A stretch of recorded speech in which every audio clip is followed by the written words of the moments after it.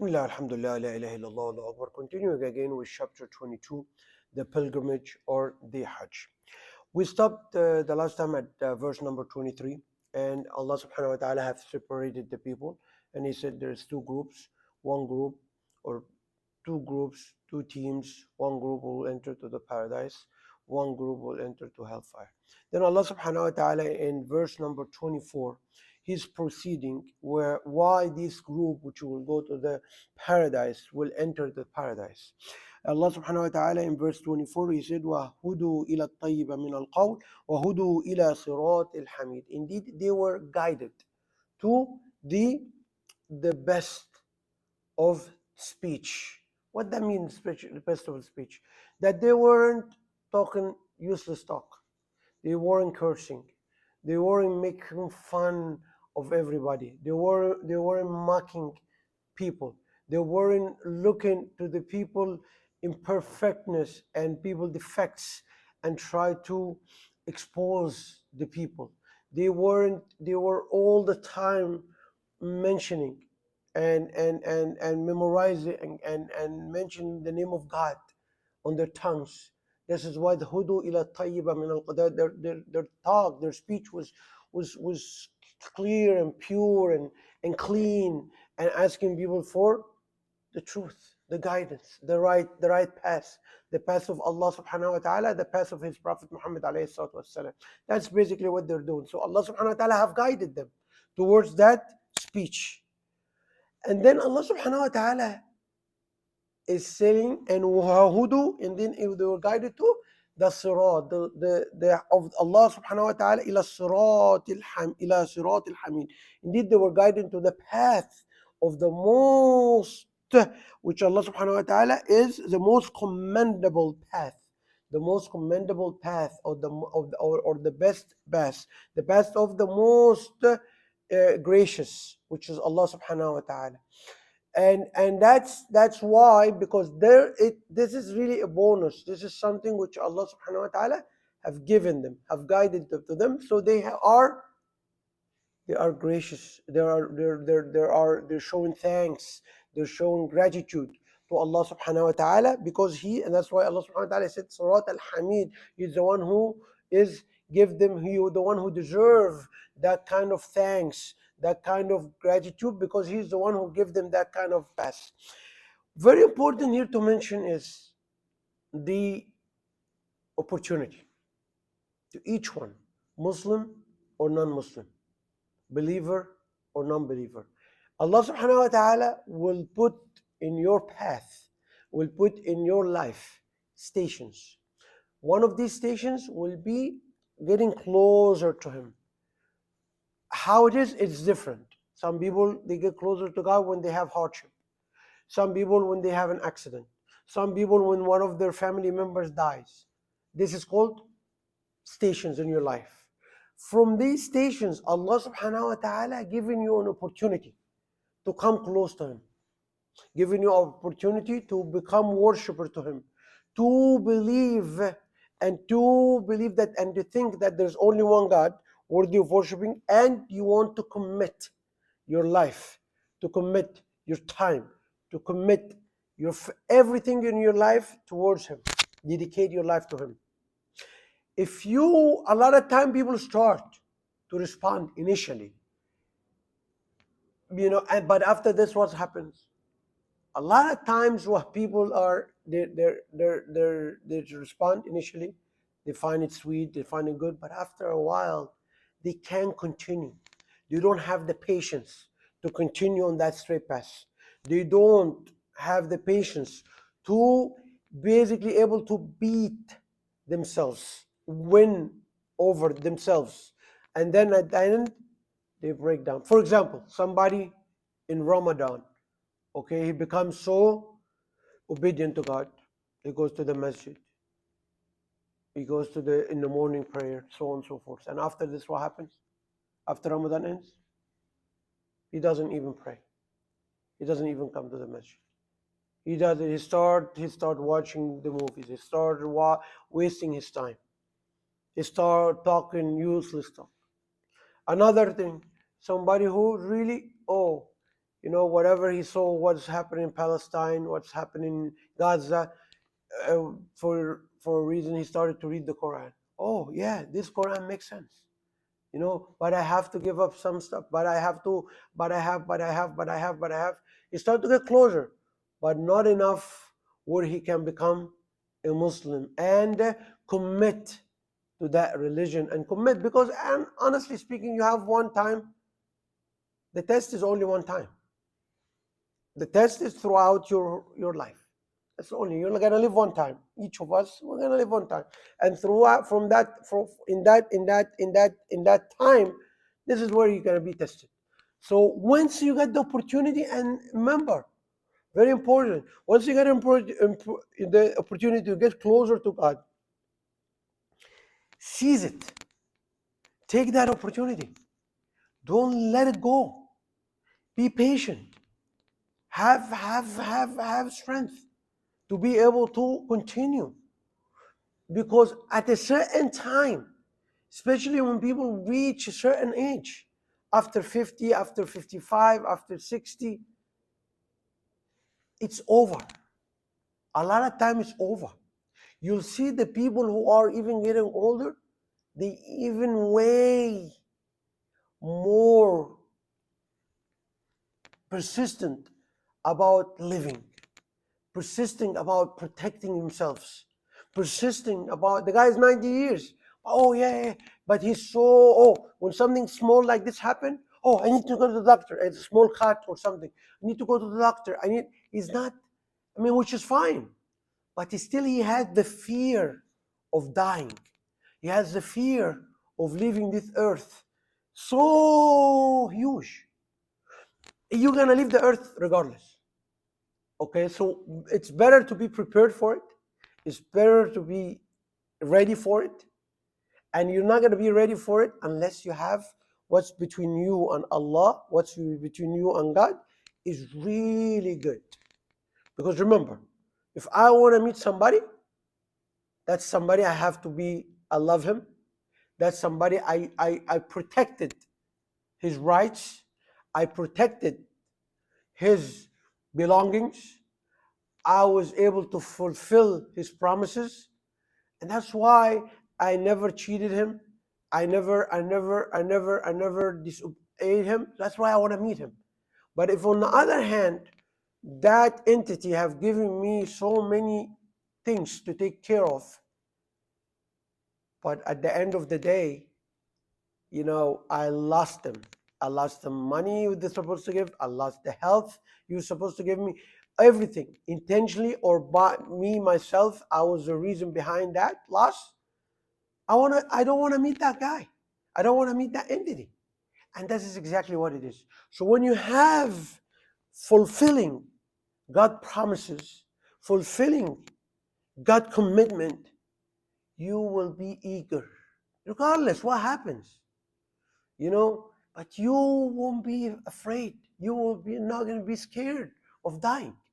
You say, yes, I want to meet him because I love him. I worship him. I talk to him, but I cannot see him. I want to see him. That's when the person. So the point is to seize the opportunity. When the opportunity comes, don't let it go, because a lot of times it's hard to come again. Then Allah subhanahu wa ta'ala, he said, إِنَّ الَّذِينَ كَفَرُوا وَيَصُدُّونَ عَنْ سَبِيلِ اللَّهِ وَالْمَسْجِدِ الْحَرَامِ. Allah subhanahu wa ta'ala have turned the course of this chapter into talking about pilgrimage and Hajj. Then Allah subhanahu wa ta'ala said, those who are disbelievers, وَيَصُدُّونَ, they're blocking, عَنْ سَبِيلِ اللَّهِ, they're blocking the people from going to Hajj, going to pilgrimage. عَنْ سَبِيلِ اللَّهِ, the way of Allah subhanahu wa ta'ala. So they're blocking the way of Allah subhanahu wa ta'ala. وَالْمَسْجِدِ الْحَرَامِ, and they block the people, they stop people from going to the Masjid al-Haram or the pilgrimage or Mecca or where the house of Allah is. الَّذِي جَعَلْنَاهُ, we make this house لِلنَّاسِ, for people to go and worship Allah. Al-Akif, those people who reside over there. Wal-Bad, whoever's coming from outside. وَمَنْ يُرِدْ فِيهِ بِإِلْحَادٍ, دين بظلم نذقه من عذاب أليم. And indeed, whoever intend to do bad or harm or deviate from the truth or harm others, Allah subhanahu wa ta'ala will give him a very severe punishment. What happens here in this ayat is Allah subhanahu wa ta'ala is telling everybody who is responsible for maintaining, everybody who is responsible for taking care of the affairs of the pilgrimages, be careful. God have given you opportunity. God have given you a task. All these governments, government of Saudi Arabia, for example, governments of these who are in charge of organizing people coming to their lands, do not make it prohibitively expensive.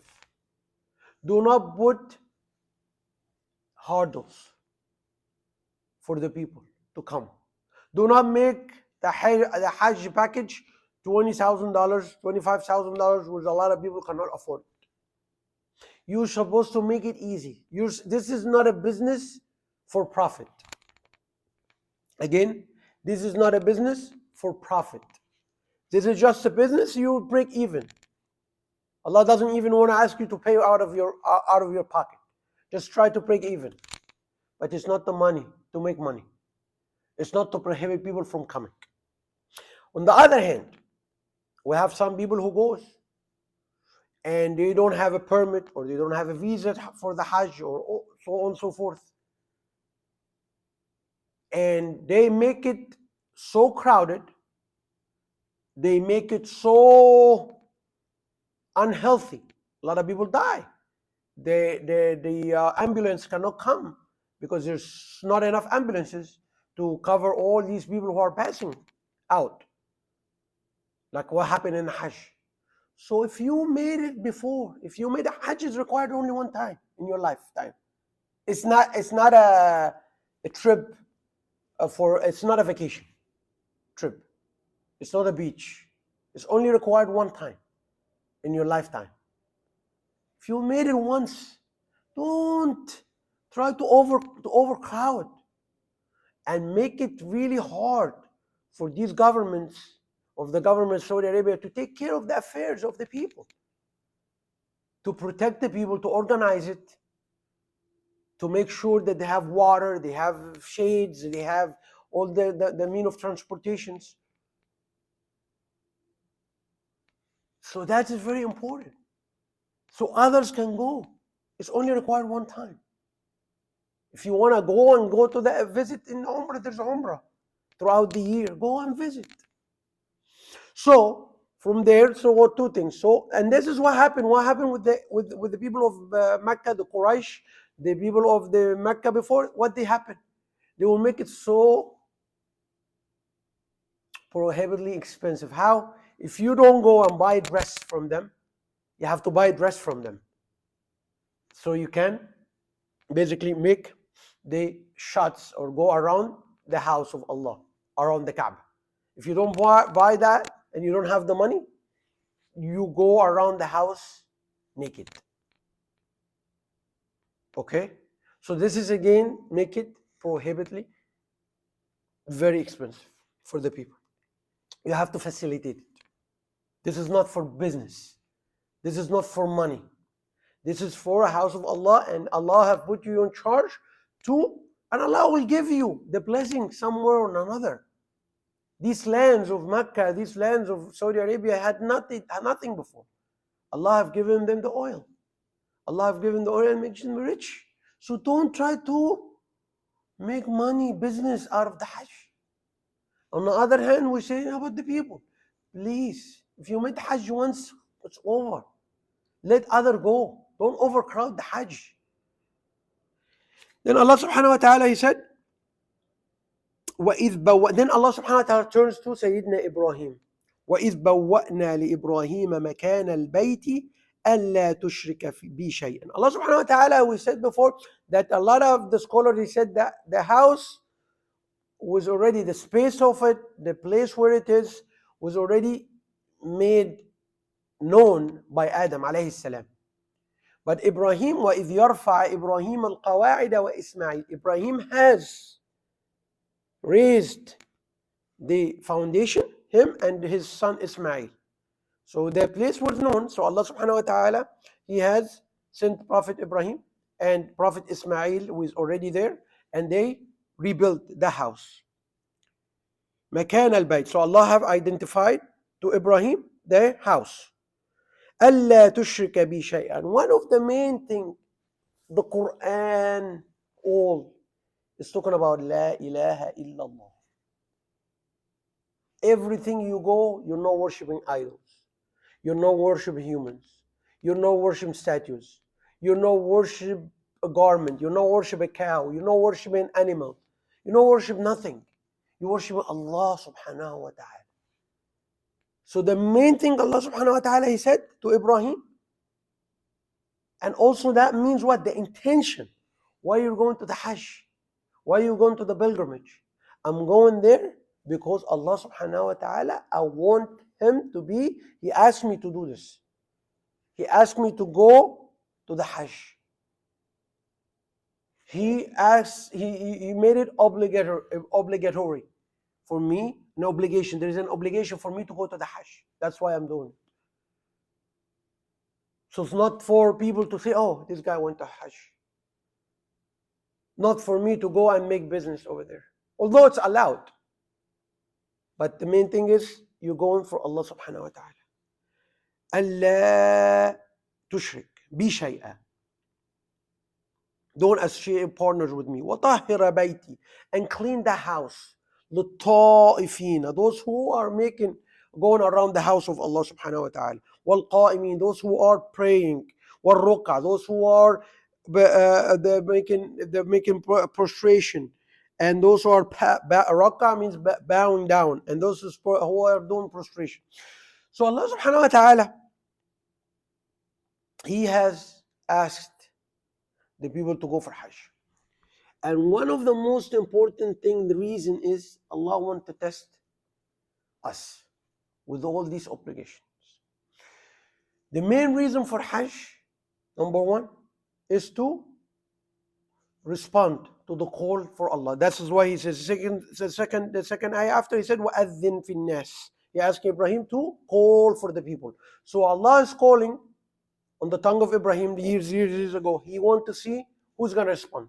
So Allah wants to see the same thing. He is calling 5 times a day. The call for the prayer happens. Who's going to respond?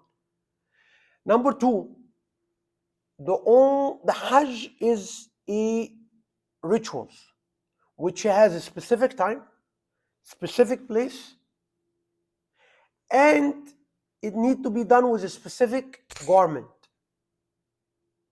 Everything is specific. The Hajj is the only ritual. You have to do it in a specific place, which is in Mecca.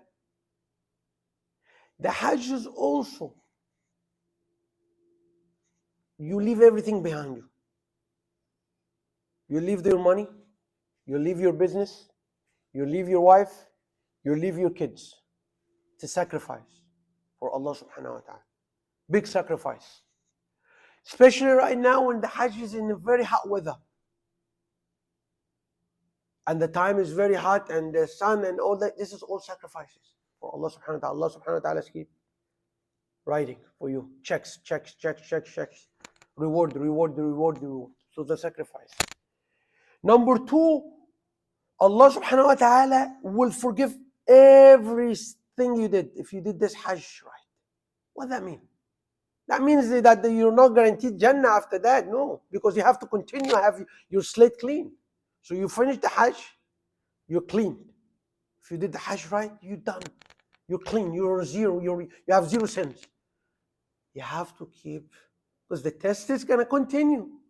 So coming from the Hajj the same way that you went to the Hajj, it's not going to do anything. You have to be sincere in your repentance. That, oh, I'm not going to do these sins anymore. I'm not going to watch these movies for 3 hours. I'm not going to talk about backbiting or talking about this guy or this guy or this guy.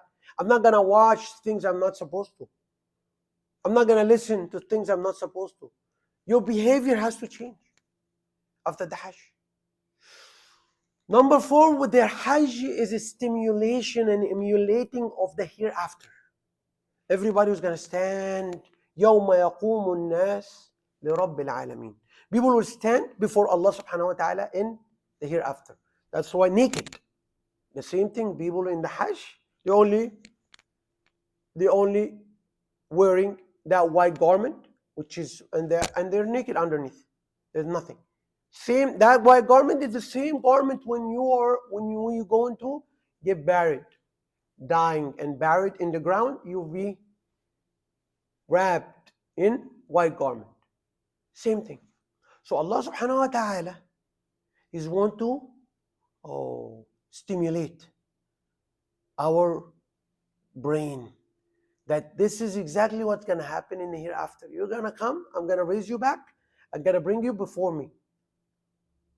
So he's just showing us, in order for this to teach us a lesson, that we will stand before Allah for accountability. And this is what the few benefits of the Hajj. Allah subhanahu wa ta'ala, he said to Ibrahim alayhi salam, وَأَذِّن فِي النَّاسِ بِالْحَجِّ. One of the best rewards Allah subhanahu wa ta'ala gave bonuses for Ibrahim alayhi salam after he was tested, so many tests, in so many exams, and he succeeded. Allah subhanahu wa ta'ala want to reward him big time for all these people who's coming to the Hajj. So he said, call upon the people to come for the Hajj. Ya'tuka. So and then there's in Ibn Kathir, they said Ibrahim is talking to Allah. He said, how are they gonna come? How are they gonna hear my voice? He said, you just call and we will make them come. Remember, this area where Mecca is, it started with who? A man and a woman. Sayyidina Ismail and Sayyidatna, our mother, Hajar. That's it. This is the two. Started that. Islam started by Sayyidina Muhammad alayhi salam, one guy. So two, now we see millions and millions of people going, but it started with two. Sayyidina Ismail and Sayyidatna Hajar. But they are believers.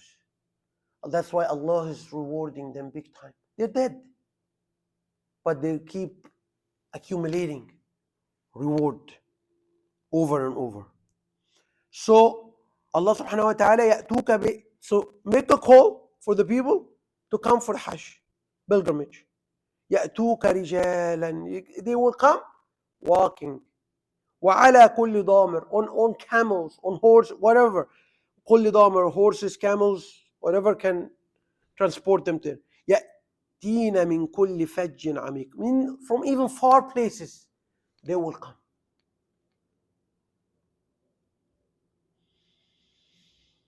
We'll stop here.